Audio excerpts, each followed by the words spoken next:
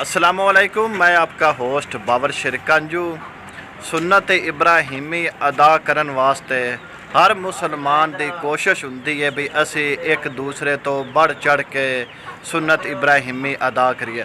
अज मैं जलालपुर भट्टियां दे विच मौजूद हाँ जी। मेरे पिछे तुसी वेखदे पे हो बकरा है। शेख मुहम्मद आसम फरीद साहब ने बकरा पाले बड़े जौक ते शौक नाल। इन्हें तकरीबन अरसा 2 साल तो ना पालिया है तो इन्होंने असी हुण गुफ्तगू करने भी ये बकरे की ऊंचाई और लंबाई कितनी और इन्हों ये खाने दे विच की चीज़ां खवाइंदे। माशाअल्लाह तुसी साडी स्क्रीन ते बकरा वेख रहे हो। बकरा तकरीबन है 4 फुट ऊंचा और लंबा भी काफ़ी है। असी इन्हां नाल गुफ्तगू करने इस बकरे के हवाले नाल। जी अस्सलाम वालेकुम। हाँ जी, की हाल है भाई जान, ठीक हो? अच्छा भाई जी साहब, ये जरा माशाल्लाह तुसी सुन्नत इब्राहिमी अदा करने वास्ते बकरा पाले, इनू तुसा कितने अरसे का बकरा है?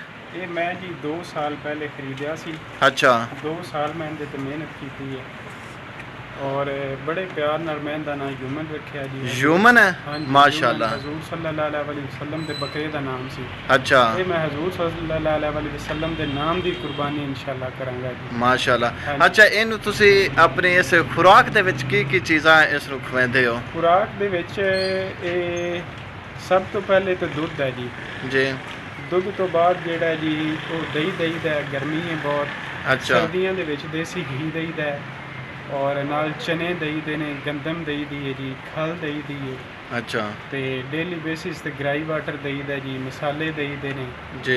ते नाल बाकी कुछ मेडिसन हुंदी क्योंकि इन्नी हैवी खुराक ना जी बकरा मुश्किल नाल बर्दाश्त करता है। लेकिन वो देसी खुराक ही है जिंदे विच ना जी जी हरा मसाला सुनिया होना है। हरा मसाला रोज़ दही दा जी। हाँ जी। ते मेहनत करी दी बस अल्लाह पाक दी जेड़ा राह कुर्बान करना इस नीयत नाल मेहनत करी दी है सुन्नत इब्राहिमी दी जी। वैसे शेख आसम फरीद साहब ने तुसा गुफ्तगू सुनी है। एडवोकेट भी नाल ने, लेकिन इन्होंने शौक है अपना सुन्नत इब्राहिमी अदा करने वास्ते। कोई ये नहीं भी इन्हों की पहली दफ़ा इन्हें किया इस साल इन्हें पाले, ये अगे भी इस तरह पाल के इन्होंने बुजुर्ग भी इस तरह पाल के तुसा ना सुने ही उस शेख फरीद साहब रहा है उन्होंने साहबजादे ने तो उन्होंने बकरा पाले माशाल्लाह बहुत अच्छा प्यारा खूबसूरत। अच्छा, इनकी ऊंचाई तो लंबाई कितनी है इस बकरे दी? काजू साहब ये बकरा ना जी 4 फुट ऊंचा है। अच्छा। खुरा तो लैके इस जगह तक ना जी जी शोल्डर तक ये 4 फुट ऊंचा है जी। अच्छा। और लंबाई जड़ी हो इनदी ये 67 इंच जी। 67 इंच है माशाल्लाह इसकी लंबाई है। हाँ जी जी माशाल्लाह। तुसी बकरा वेख रहे हो, बहुत खूबसूरत है, सोहना बकरा है।